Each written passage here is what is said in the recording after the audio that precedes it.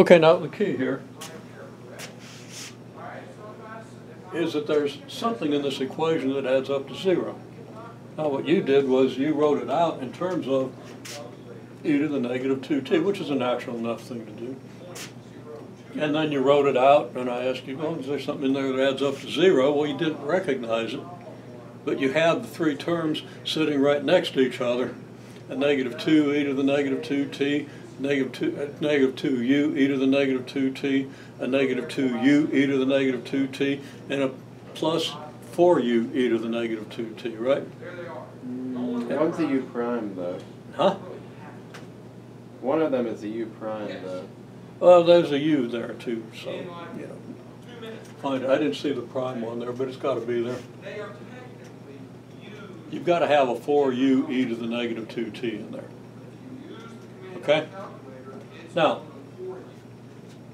I recommend that you avoid the messy details that look different every time you do the equation. And just do it symbolically like this, because it always looks the same, and the structure is much more obvious. Okay? You got to know when to use a symbolic form, a general type form, and when to get lost in the details. Sometimes you do one, sometimes you do the other. And it's an individual choice, but learn to make that choice as intelligently as possible. So that's a work in progress, not something you're born knowing how to do. But the advantage here is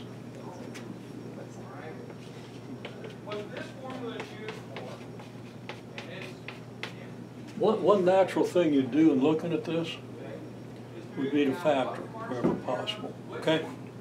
That would be possible to factor the u prime here. And I don't have ones in my y's anymore. I do up here, I don't down here. So I could factor the u prime out of this, right? And yeah, that would be useful. I could even say, you know, that's 2u prime times y1 prime plus 2y1, right?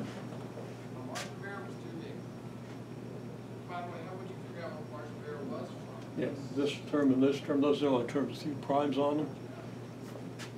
Of course, I could also factor, you know, the y1 primes out and see what I get there. Turns out that factoring out the u's and u primes and so forth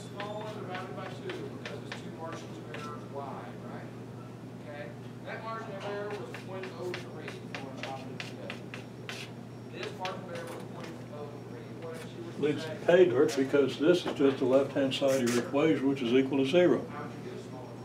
Okay? Now we've seen this before. Apparently it didn't click.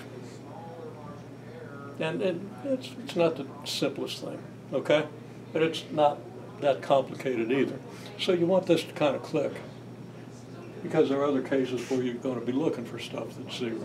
You got to learn how to find 0 when you're given something that you know is equal to 0. Okay, you look for it. So we get u double prime y1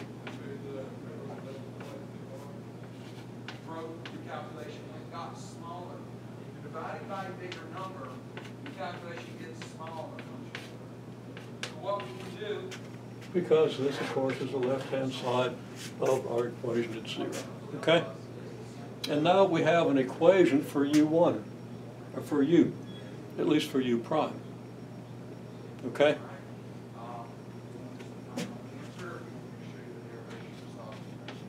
This is a first-order equation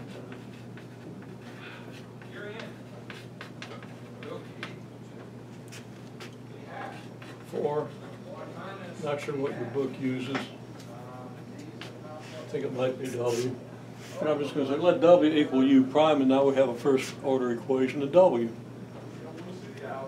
So we have W prime y1 plus 2W prime times y1 prime plus 2y1 equals 0. Now we know what y1 is.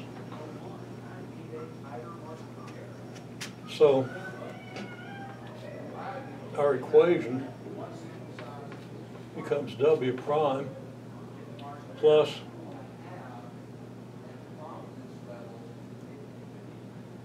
there's no prime on that W.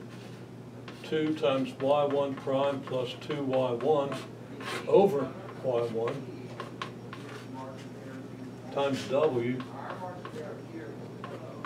equals 0. First order homogeneous equation, also separable, and you end up just having to integrate this. Okay? It's really easy to integrate this for this solution, and generally for any solution you get consistent equations with constant coefficients.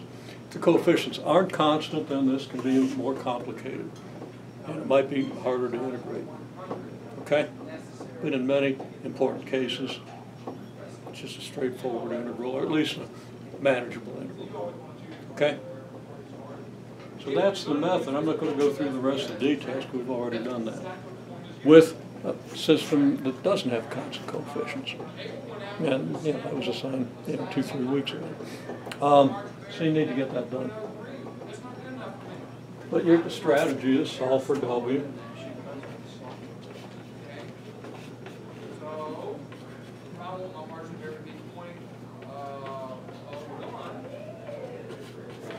Cross your fingers and integrate. If it's a system of constant coefficient equations, then your exponential is going to just divide out of here. Okay?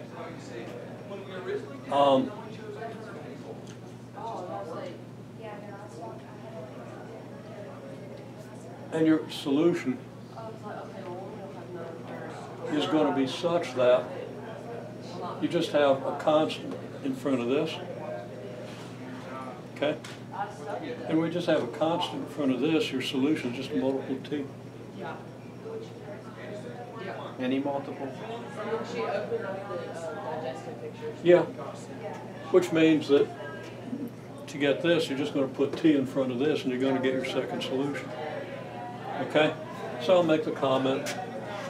You got kicked out of your room and you can't even get into the next one.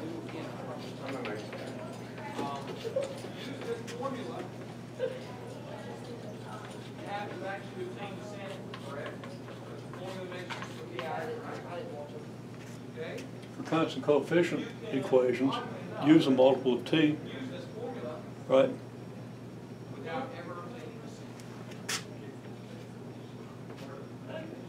That's crazy. So your solution set is y1 ty1. Doesn't have to be that. You can have it be equal to 48 pi t y1 if you wanted to, but simply just use a coefficient of 1.